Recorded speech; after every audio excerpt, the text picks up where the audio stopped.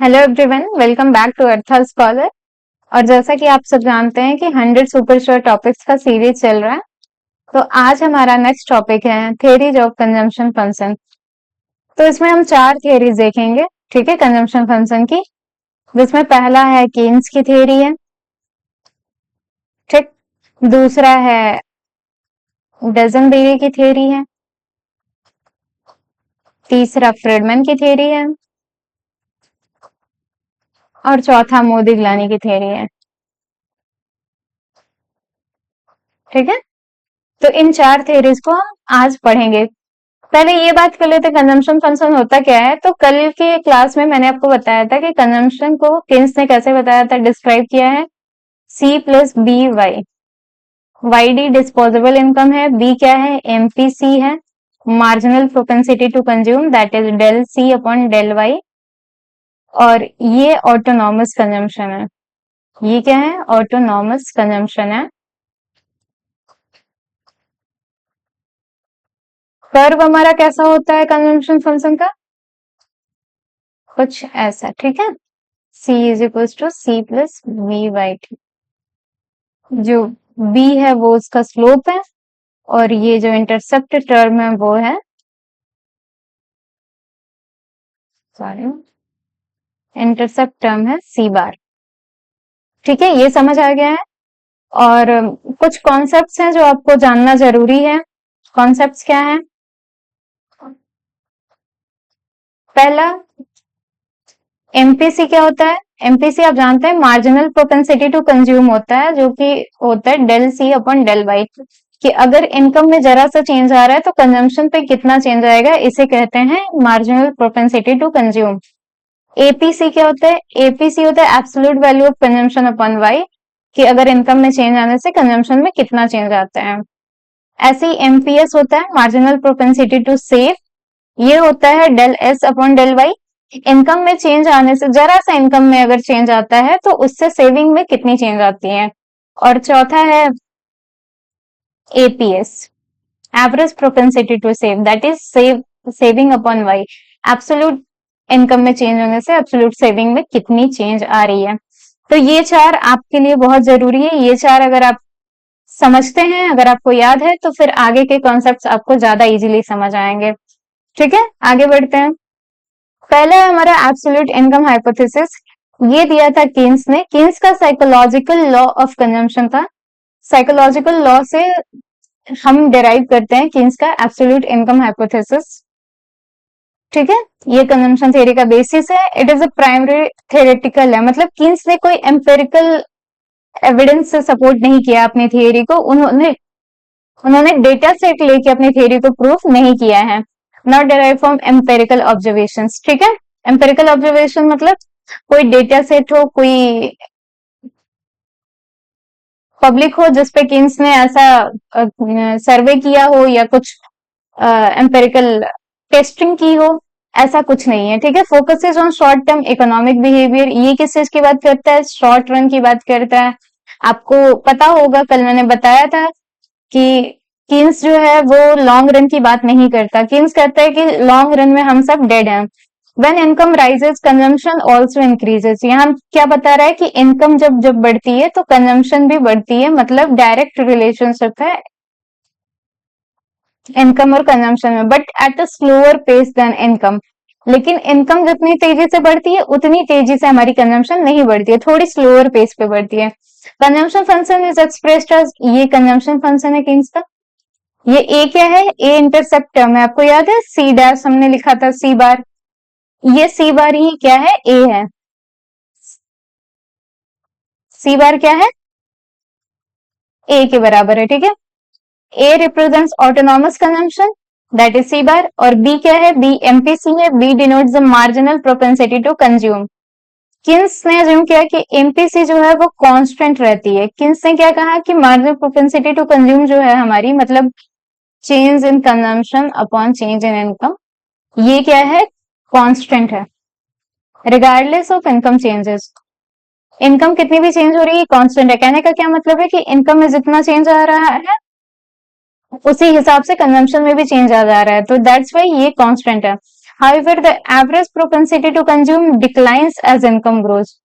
जबकि क्या है, जो एवरेज प्रोपेंसिटी टू कंज्यूम है, एपीसी है, ये डिक्लाइन करती है। ठीक है, एपीसी क्या होती है, डिक्लाइन करती है जैसे जैसे इनकम ग्रो करता है। समझ आया? एपीसी क्या है, C upon Y, absolute consumption upon absolute Y. तो जैसे जैसे इनकम ग्रो करेगा, कंजम्पशन हमारी उतनी तेजी से नहीं बढ़ रही है ना जितनी तेजी से इनकम बढ़ रही है। तो हमारा जब डिनोमिनेटर ज्यादा बड़ा होता है तो हमारी पूरी फ्रैक्शन क्या होती है, घटती है। तो इसलिए हमारा इनकम चूंकि ज्यादा तेजी से बढ़ रहा है, इसीलिए एवरेज प्रोपेंसिटी टू कंज्यूम क्या होगा, घट जाएगा। यहाँ देखिए ग्राफ से समझाया गया है, ये y is equal to C plus A, AD आपका है, और ये c is equal to A plus B Y. Keynes की भाषा में लिखे तो एडी ही है, लेकिन आप समझने के लिए एस लिखिए, aggregate supply, and c is equal to A plus B Y. अब देखिए एमपीसी स्लोप ऑफ बी, जो स्लोप है वो कांस्टेंट है। ठीक है, स्लोप क्या है, हर जगह कांस्टेंट है। लेकिन APC slope of radius vector F falls as Y increases. Y जैसे जैसे बढ़ रही है वैसे वैसे एपीसी क्या हो रहा है, डाउनफॉल हो रहा है। एमपीसी क्या है, कांस्टेंट है। आपको पता है एपीसी कैसे मेजर करते हैं किसी कर्व का, ओरिजिन से जो है, ओरिजिन से हम उस पॉइंट पे, जिस पॉइंट पे हमें एमपीसी मेजर करना होता है, हम लाइन ड्रॉ करते हैं। तो आप देखिए, मान लीजिए हम 3 पॉइंट लेते हैं, ए, और एक पॉइंट यहाँ है बी, और एक पॉइंट यहाँ है सी। तो तीनों को देखिए जरा, यहाँ पे हमारा क्या है, एंगल बड़ा है, यहाँ पे एंगल उससे छोटा है, यहाँ पे एंगल उससे भी छोटा है। मतलब हमारी एपीसी जो है वो घटती चली जा रही है। समझ आया? एम्पेरिकल कंजम्पशन फंक्शन, कीन्स ने क्या प्रपोज किया कि current level of consumption is directly linked to current income. जो करंट इनकम है किसी व्यक्ति की, वो डिटरमाइन करता है कि करंट लेवल ऑफ कंजम्पशन कितना होगा।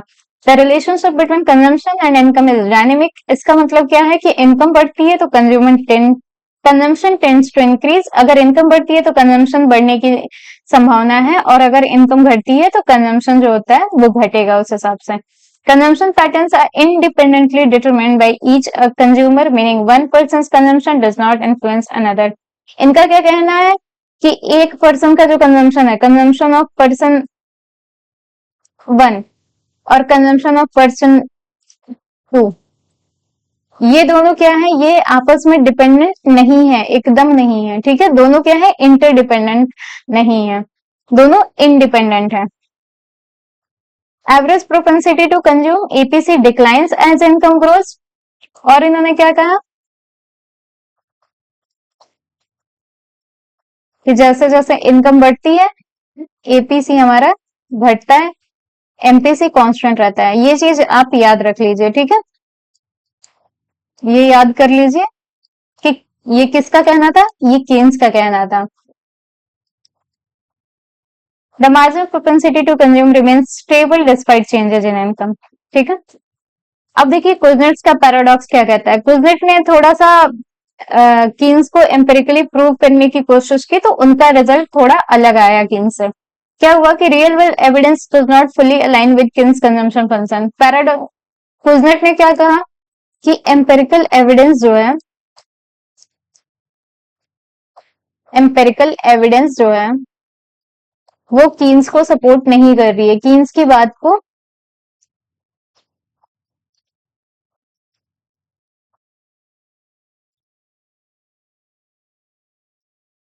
Do not support Keynes view. ठीक है, एम्पेरिकल एविडेंस जो है वो कीन्स की व्यू को सपोर्ट नहीं कर रही है। इकोनॉमिस्ट साइमन कुजनेट्स कहते हैं कि average propensity to consume and marginal propensity to consume behave differently over short term versus long term period. इन्होंने कहा कि दो चीजें हैं, देखिए कि आप शॉर्ट रन में और लॉन्ग रन में दोनों को अलग अलग करके देखिएगा, तो एपीसी और एमपीसी की जो बिहेवियर है वो अलग होंगी, दोनों में शॉर्ट रन में अलग होंगी और लॉन्ग रन में अलग होंगी। He also highlighted distinction between consumption pattern observed in cross-sectional data compared to time series data. इन्होंने इसे शॉर्ट टर्म और लॉन्ग टर्म को कैसे देखा है, क्रॉस सेक्शनल डेटा और टाइम सीरीज डेटा के रूप में देखा है। टाइम सीरीज डेटा क्या होता है, जब हम ओवर टाइम पीरियड डेटा को लेते हैं। जैसे मान लीजिए कि हम 2000 से 2001, 2002, 2003, 2004, 2005। अगर हम ये 6 सालों का डेटा लें तो ये क्या है, ये टाइम सीरीज डेटा है कि कंजम्पशन बिहेवियर कैसे चेंज हो रही है, ठीक है। जबकि क्रॉस सेक्शनल डेटा में क्या है कि हम मान लीजिए person A B C D E 5 person का डेटा लेते हैं सेम ईयर के लिए, 2025 के लिए ले रहे हैं अगर, तो 5 पर्सन का डेटा हम सेम ईयर के लिए लेते हैं, तब ये क्या है, क्रॉस सेक्शनल डेटा है। समझ आए? कुजनेट्स एम्पिरिकल फाइंडिंग रिवील क्या करती है कि analysis of time series data, उन्होंने यूएसए का डेटा लिया 1889 से 1938, मतलब ये कैसा डेटा है, टाइम सीरीज डेटा है, ठीक है। क्योंकि देखिए यहाँ टाइम चेंज हो रहा है, 1889 से 1938 over a period of time उन्होंने डेटा लिया है। ये इंडिकेट क्या करती है कि average propensity to consume APC remains stable over the long term. तो कुजनेट का क्या कहना है, कुजनेट का कहना है कि एपीसी कांस्टेंट रहती है लॉन्ग टर्म में, एपीसी कांस्टेंट रहती है कब, लॉन्ग रन में। Consequently the marginal propensity to consume equals to APC, और एमपीसी भी इसी की इक्वल होती है, मतलब एमपीसी भी कांस्टेंट होती है लॉन्ग रन में, दोनों ही कांस्टेंट है लॉन्ग रन में। किन्स ने क्या कहा था कि एमपीसी कांस्टेंट है, लेकिन किन्स की बात शॉर्ट रन की थी, याद रखिएगा। और इन्होंने क्या कहा कि लॉन्ग रन में एपीसी और एमपीसी दोनों कांस्टेंट होते हैं। However when examining cross sectional data, जबकि शॉर्ट रन में क्या है, एपीसी डिक्लाइन करती है और एपीएस ग्रो, जैसे जैसे इनकम ग्रो करता है एपीएस ग्रो करेगा। ऑब्वियसली अगर प्रोपेंसिटी टू कंज्यूम डिक्लाइन कर रही है तो प्रोपेंसिटी टू सेव बढ़ेगी, इंसान या तो कंज्यूम करता है या सेव करता है। This phenomena is known as Kuznets paradox.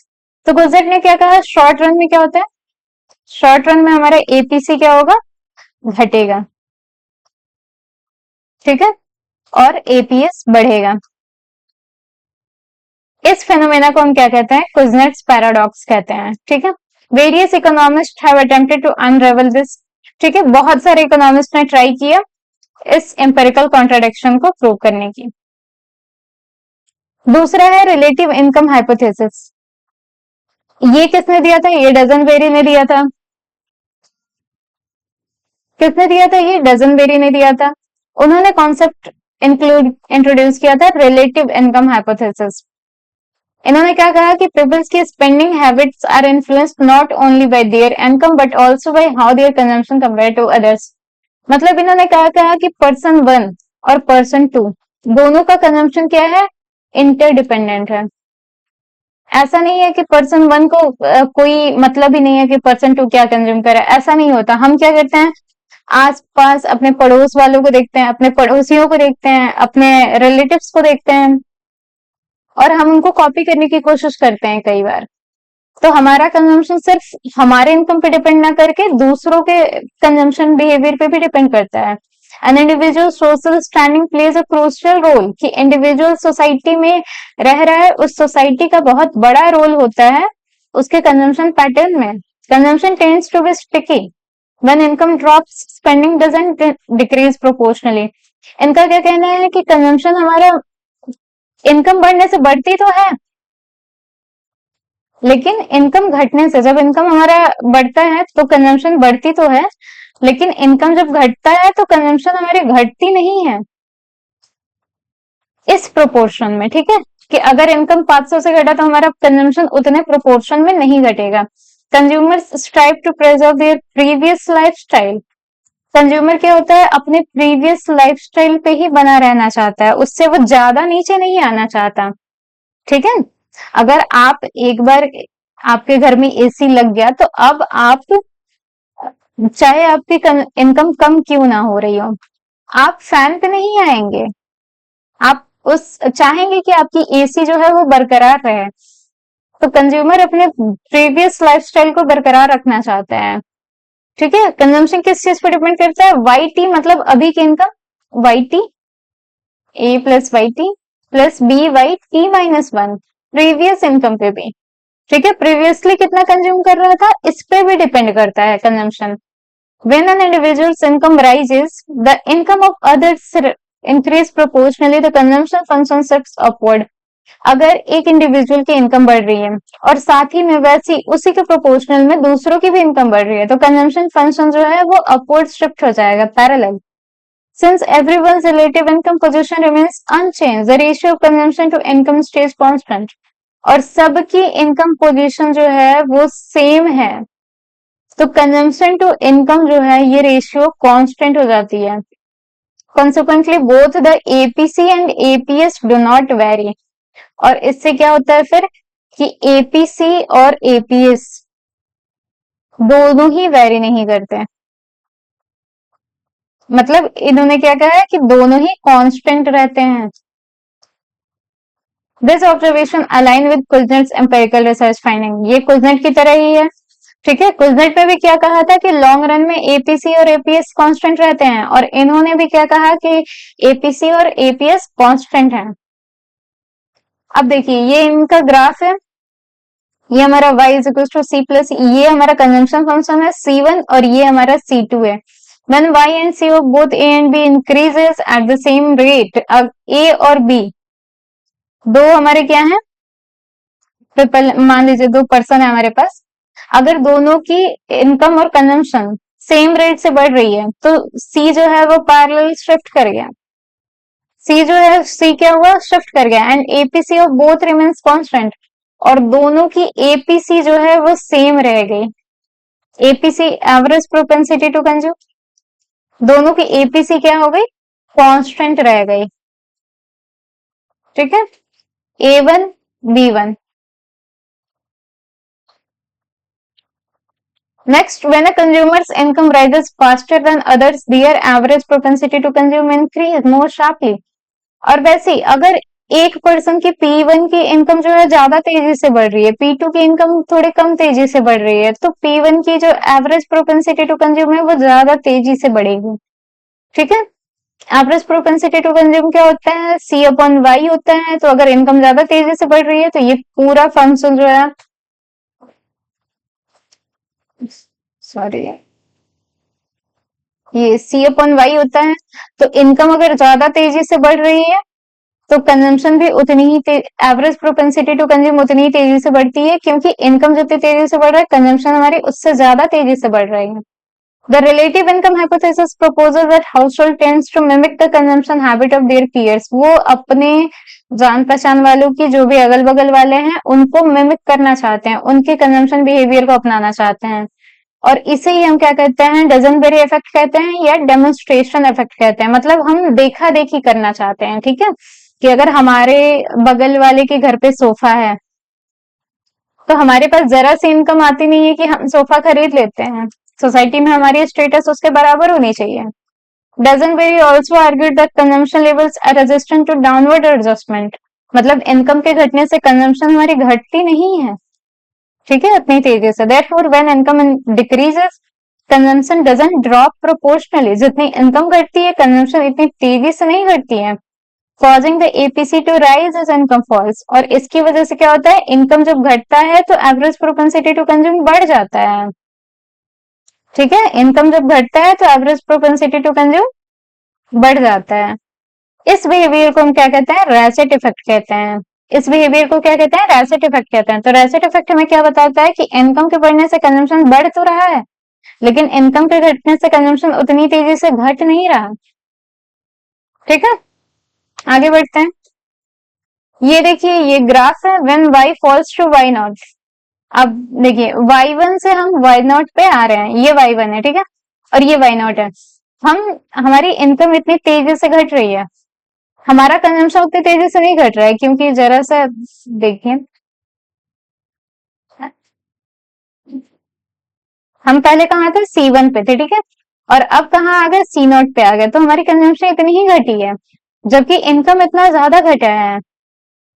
तो इसकी वजह से क्या है, एपीसी हमारा बढ़ गया है. पहले हमारा एपीसी इतना था, हमारी देखिए पहले एंगल इतना था, अब इतना है, तो हमारा एपीसी बढ़ गया है. इसे ही हम क्या कहते हैं, रैचेट इफेक्ट कहते हैं. समझ आया. तीसरा है परमानेंट इनकम हाइपोथेसिस. ये किसने दिया है, ये दिया है मिल्टन फ्रीडमैन ने. फ्रीडमैन बताते हैं कि एक इंडिविजुअल की एक्चुअल इनकम जो है वो दो पार्ट से बनती है, एक परमानेंट इनकम और एक ट्रांजिटरी इनकम. इसको आप ऐसे लिखेंगे, Y P and Y P. Okay, तो परमानेंट इनकम और ट्रांजिटरी इनकम दोनों को जब हम ऐड करते हैं तो इंडिविजुअल की एक्चुअल इनकम हमें पता चलती है. ट्रांजेक्टरी इनकम क्या होता है? अनप्रेडिक्टेबल अर्निंग्स जो होते हैं, जैसे बोनस आपको मिल गया, अभी दिवाली बोनस मिल रहा है, दिवाली आ रही है तो इंटरेस्ट पेमेंट, ठीक है, lottery winnings and other unexpected sources. People tend to plan their spending based on their permanent income.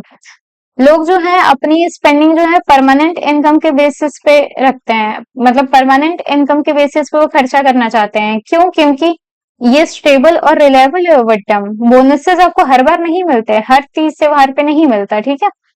Consumption derived from permanent income remains steady even when transitory income fluctuates across different periods। और चूंकि हमारा consumption permanent income पे based है, इसलिए steady होता है, ज्यादा change नहीं होता, फ्लक्चुएट नहीं करता। अगर ट्रांजिटरी इनकम हमारी फ्लक्चुएट कर रही है फिर भी, मतलब हमें अगर दिवाली बोनस मिला है 500, तो हमारी कंजम्पशन में 500 बढ़ नहीं जाएगा, हम उसे तुरंत खर्चा नहीं करेंगे, हम उसे सेव करके रखना चाहेंगे, हमारी कंजम्पशन उस हिसाब से नहीं बढ़ेगी। While transitory income can vary in the short term, permanent income is considered constant in the long run। Trajectory income जो है वो वेरी कर सकती है शॉर्ट रन में, लेकिन परमानेंट इनकम जो है वो लॉन्ग रन में कांस्टेंट होता है, और इसलिए हमारे कंजम्पशन डिसीजंस उसी पे बेस्ड होते हैं। Actual income can be expressed as the sum of permanent income and transitory income. Actual income जो है वो परमानेंट इनकम और ट्रांजेक्टरी इनकम के सम से y is equal to Y P plus Y T, ठीक है, which represents expected future income. और ये हमारा क्या है? ये इनकम को रिप्रेजेंट करता है, हमारे इनकम को। कंजम्पशन फंक्शन जो है वो दोनों ही पे डिपेंड करते हैं, ठीक है, लेकिन इस पे जो है ये बेसिस नहीं है कंजम्पशन का, ये थोड़ा सा है कि हाँ चलो 500 एक्स्ट्रा मिल गया तो इसमें से 100 रुपए खर्चा कर देते हैं, तो हमारे ये वाला कंजम्पशन डिपेंड कर रहा है। लेकिन प्रॉपर हमारा जो कंजम्पशन फंक्शन है वो किस चीज पे डिपेंड कर रहा है? परमानेंट इनकम पे। In short run fluctuation will not cause consumption to rise, ठीक है। शॉर्ट रन में क्या होता है कि अगर हमारी टेम्पोररी इनकम बढ़ गई है तो उस हिसाब से हमारी कंजम्पशन नहीं बढ़ती, तो इसलिए हमारा एपीसी घट जाता है और एपीएस बढ़ जाता है। क्या होता है? एपीसी हमारा घट जाता है और एपीएस बढ़ जाता है। Over the long term consumption depends primarily on permanent income. Long term में पूरी की पूरी परमानेंट इनकम पे डिपेंड करती है हमारी कंजम्पशन। सो जैसे जैसे परमानेंट इनकम बढ़ता है वैसे वैसे हमारी एपीसी स्टेबल हो जाती है, ठीक है। लॉन्ग रन में हमारी एपीसी स्टेबल हो जाती है। Consumers base the long term consumption decisions on permanent income making the APC is equal to MPC both of which stay constant. ये किसने दिया था? याद कीजिए, बताइए जरा किसने दिया था कि जैसे जैसे लॉन्ग रन में क्या होगा, एपीसी और एमपीसी दोनों इक्वल हो जाएगी और कांस्टेंट हो जाएगी। याद आ रहा है? ये कुजनेट ने दिया था। This consumption function originates at point O 00, मतलब ओरिजिन से ओरिजिनेट कर रही है, इंडिकेट क्या कर रही है कि no consumption when income is zero. मतलब इन्होंने कंजम्पशन फंक्शन क्या लिया है? C is equal to B Y. ये लॉन्ग रन कंजम्पशन फंक्शन है, ठीक है। ये देखिए, ये लॉन्ग रन कंजम्पशन फंक्शन है हमारा C is equal to B Y, जो कि ओरिजिन से शुरू हो रही है, ठीक है। मतलब इंटरसेप्ट टर्म नहीं है, ए टर्म नहीं है, मतलब ऑटोनॉमस कंजम्पशन क्या है? ऑटोनॉमस कंजम्पशन जीरो है।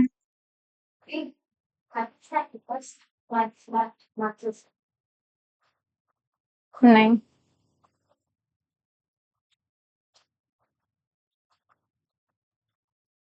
सॉरी, तो ऑटोनॉमस कंजम्पशन हमारी क्या है? जीरो है। लॉन्ग रन में हमारा एपीसी और एमपीसी कांस्टेंट है। शॉर्ट रन C2 और शॉर्ट रन C1, ये हमारा कंजम्पशन फर्स्ट है और ये हमारा कंजम्पशन सेकंड है। APC falls as temporary income decrease increases. APC क्या हो रही है? जैसे इनकम इंक्रीज करेगी, टेम्पोररी इनकम इंक्रीज करेगी, हमारी एपीसी जो होगी वो फॉल कर जाएगी, ठीक है। चौथा हमारा लाइफ साइकिल हाइपोथेसिस, जो कि दिया है मोदी गिलानी ने। Consumption over an extended period is linked to the average income earned throughout an individual's lifetime। ये क्या कहते हैं कि हर इंडिविजुअल को पता होता है कि वो कितने साल जिएगा, कि आपको पता है कि आप 80 साल जियोगे, तो आपने डिसाइड, और आपको ये भी पता है कि आपकी जॉब कब लगने वाली है। तो मान लेते हैं कि आपकी 25 पे जॉब लगी, आप 60 पे रिटायर हो गए, तो इनका कहना है कि 25 से पहले आपकी कंजम्पशन तो कुछ ना कुछ है, इनकम नहीं है, तो आप क्या कर रहे हो, अपनी सेविंग्स में से निकाल रहे हो, तो नेगेटिव सेविंग हो रही है। और 60 के बाद फिर नेगेटिव सेविंग होगी, क्योंकि आप रिटायर हो चुके हो लेकिन कंज्यूम कर रहे हो। और 25 के 60 के बीच आप कमा रहे हो, आप सेव कर रहे हो, आपने अपने जो भी ये सेविंग कहाँ से है, ये क्या है, ये लोन है। चाहे मतलब आप या तो लोन ले रहे हो किसी से, या मान लीजिए आप अपने घर वालों से ले रहे हो, आपके पेरेंट्स दे रहे हैं, तो आप उन्हें वापस कर रहे हो। ठीक है, कितना हाइपोथेटिकल बात है, बट कोई नहीं, ये इनका कहना था।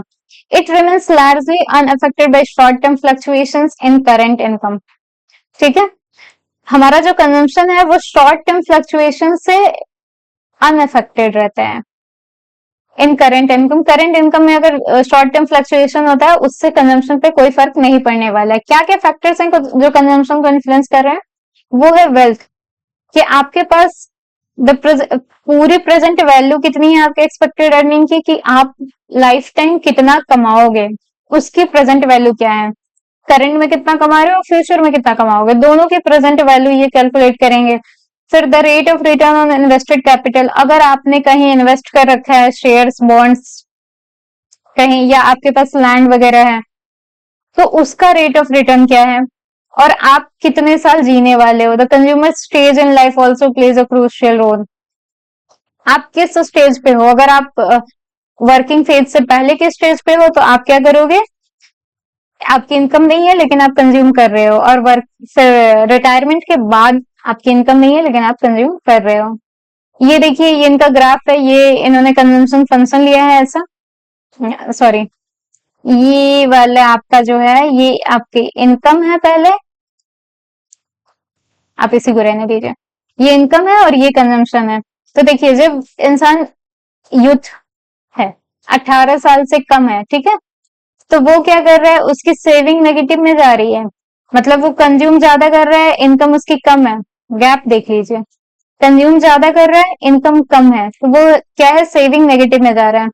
फिर ये उसके वर्किंग ईयर्स चल रहे हैं 18 से 60, यहाँ पे क्या कर रहा है, उसकी सेविंग हो रही है, सेविंग पॉजिटिव है, वो सेव कर रहा है क्योंकि उसकी इनकम यहाँ पे है और कंजम्पशन यहाँ पे है। फिर मैक्सिमम इनकम, कंजम्पशन, और फिर रिटायरमेंट के बाद ओल्ड एज में फिर से वो अपनी सेविंग को यूज कर रहा है क्योंकि उसकी कंजम्पशन इतनी है और इनकम इतना नीचे है। समझ आया? ड्यूरिंग यूथ, हाँ, 18 साल तक कंजम्पशन जो है वो इनकम से ज्यादा है, सेविंग्स नेगेटिव हो रही है, इसलिए एपीसी राइज कर रहा है। इनकम के बढ़ने से क्या हो रहा है, एवरेज प्रोपेंसिटी टू कंज्यूम बढ़ रहा है, क्योंकि हमारी कंजम्पशन ज्यादा है इनकम से। फ्रॉम एजेस 18 टू 60, जब वर्किंग फेज में है, तो इनकम सरपासेस कंजम्पशन, इनकम ज्यादा है कंजम्पशन से, सेविंग पॉजिटिव हो रही है, तो इस पीरियड में क्या है, हमारा जो एपीसी है वो स्टेबल है। एपीसी क्या है हमारा, स्टेबल है। फिर बियॉन्ड 60 ईयर, मतलब ओल्ड एज, रिटायरमेंट के बाद, income falls below consumption, Y कम है। आपको रिटायरमेंट के बाद अगर पेंशन भी मिल रहा है तो पेंशन कम है उस कंजम्पशन से, तो फिर आपकी नेगेटिव सेविंग फिर से शुरू हो रही है। यहाँ एपीसी क्या हो रहा है, यहाँ एपीसी डिक्लाइन कर रहा है। ठीक है, during the second phase current consumption levels are sustained while the debts accumulated during youth are repaid. जो आपने कर्ज वगैरह लिए हैं यूथ पीरियड में, वो क्या हो रहा है, रिपे हो रहा है। किस फेज में, सेकंड फेज, यानी कि वर्किंग फेज में। Additionally surplus savings are build, और आप सरप्लस सेविंग भी बिल्ड कर रहे हैं ताकि आप फ्यूचर में फाइनेंशियली स्टेबल रहें, आपके बुढ़ापे का सहारा हो वो। The way a population is structured by age significantly shapes its spending habits. और इस तरह वो अपने स्पेंडिंग हैबिट को शेप करते हैं लोग अपनी एज के हिसाब से। ठीक है, consequently savings and income do not maintain a simple proportional relationship, और इसलिए सेविंग और इनकम, इसमें कोई भी प्रोपोर्शनल रिलेशनशिप नहीं है। ये नहीं है कि कब कौन कितना चलेगा, ठीक है, रिलेशनशिप नहीं है। Empirical evidence indicates that the age distribution of a population influences overall consumption and saving behavior. Empirical evidence क्या बताता है कि एज डिस्ट्रीब्यूशन जो है पॉपुलेशन की वो इन्फ्लुएंस करता है कि कंजम्पशन और सेविंग बिहेवियर कितना होगा। मतलब किसकी जॉब 18 में लग रही है, किसी की जॉब 25 में लग रही है, किसी की जॉब 35 में लग रही है। तो ये कोई 80 साल जी रहा है, कोई 60 साल जी रहा है, कोई 70 साल जी रहा है। तो ये सब चीजें जो है वो बहुत ज्यादा इन्फ्लुएंस करती हैं कंजम्पशन और सेविंग बिहेवियर को एक इंडिविजुअल के। और इस कॉन्सेप्ट को ही मोदी ग्लानिस ने अपने लाइफ साइकिल हाइपोथेसिस में डिस्क्राइब किया है। ठीक है, आज के लिए इतना ही। Thank you so much, thank you for watching, like, share, subscribe, okay, and stay tuned for our upcoming videos. Thank you.